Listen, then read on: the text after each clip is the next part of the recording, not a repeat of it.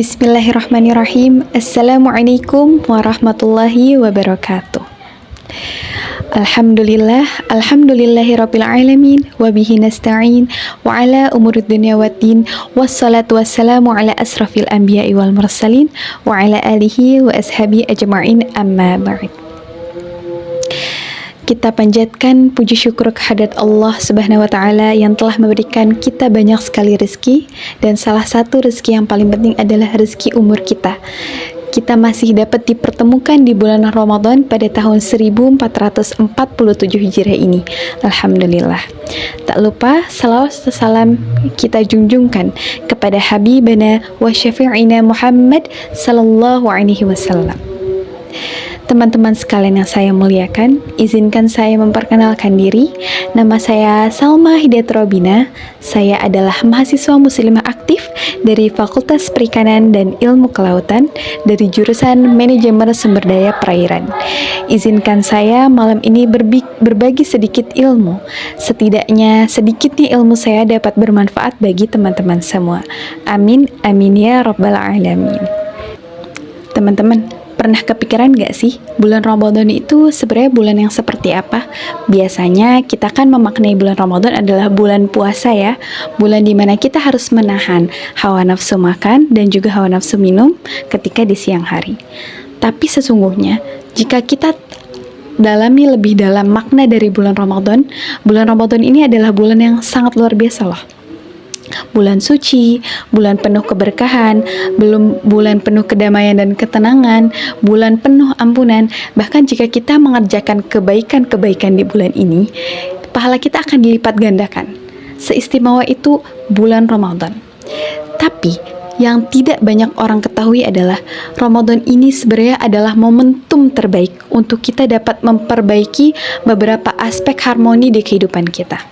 Ada aspek apa aja sih? Nah, yang pertama itu ada aspek harmoni diri, harmoni sosial, dan juga harmoni lingkungan. Dan inilah yang malam ini akan kita kupas tuntas gitu ya. Dan izinkan Salma untuk berbagi atau sharing sedikit terkait Ramadan sebagai momentum terbaik untuk membenahi harmoni diri, harmoni sosial, dan harmoni lingkungan kita. Yang pertama ada harmoni diri.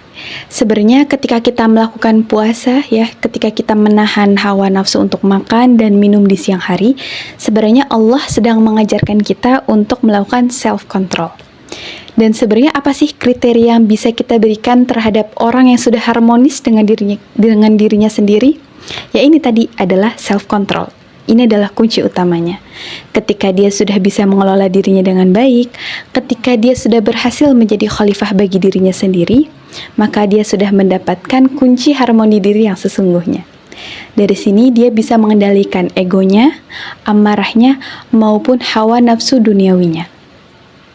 Dan dia sudah berhasil gitu ya menciptakan harmonisasi dalam dirinya sendiri.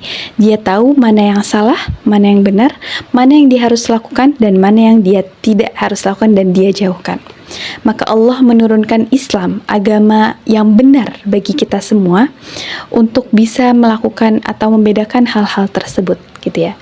Maka nanti akan kembali lagi tuh ya kepada Allah Subhanahu wa Ta'ala ketika kita sudah mendapatkan harmoni diri kita sendiri. Nanti dari sinilah kita akan mendapatkan kedamaian dan ketenangan diri yang sesungguhnya, yang biasa kita sebut sebagai tu'maninah. Sering dengar kata-kata tu'maninah dalam salat? Dan ketika kita sudah mendapatkan ketenangan maupun kedamaian dari dalam diri kita sendiri, maka ketika kita keluar pun ya, ketika kita berinteraksi secara sosial, secara lingkungan, ini akan membawakan hal yang serupa juga. Dan ini akan lanjut kepada harmoni sosial. Di harmoni sosial, kita membahas tentang empati. Dan Ramadan ini adalah momentum yang terbaik untuk membangun empati kita sebesar-besarnya. Di bulan Ramadan, si kaya merasakan hal yang serupa dengan si miskin. Iya toh, kalau misalnya kita sama-sama menahan lapar gitu ya. Bedanya ketika kita menahan lapar itu karena puasa gitu ya, mungkin untuk saudara-saudara kita yang harus menahan lapar karena memang tidak ada makanan, tidak ada minuman gitu kan. Jadi kita bisa merasakan hal yang serupa gitu. Kita juga merasakan gimana sih rasanya nggak punya makanan, gimana rasanya lapar, haus, dan lainnya. Maka sebenarnya memang makhluk Allah itu setara gitu ya di hadapan Allah. Yang membedakan hanyalah amal kebaikan kita sendiri. Makanya di bulan Ramadan pun kita dianjurkan untuk bersedekah sebanyak-banyaknya. Adapun zakat fitrah ya, karena di bulan Ramadan ini Allah ingin kita menyetarakan rezeki kita gitu ya. Mau tidak ada yang dilihat lebih kaya, tidak ada yang dilihat lebih miskin gitu. Maka mari kita munculkanlah empati-empati terbaik kita. Mulai dari empati lingkungan sosial terdekat maupun lingkungan sosial kita yang di lain negara gitu ya. Contohnya Palestina. Nah, kita lanjut ke harmoni yang terakhir, ada harmoni lingkungan. Di sini kita membahas tentang kebaikan ekologis yang kita berikan kepada alam yang telah Allah ciptakan. Pernah gak sih bertafakur, langit-langit yang Allah ciptakan dengan indah, lalu ada alam-alam yang menyejukkan kita, memberikan oksigen bagi kita, tapi kita sendiri nih sebagai manusia tidak menjaganya dengan baik.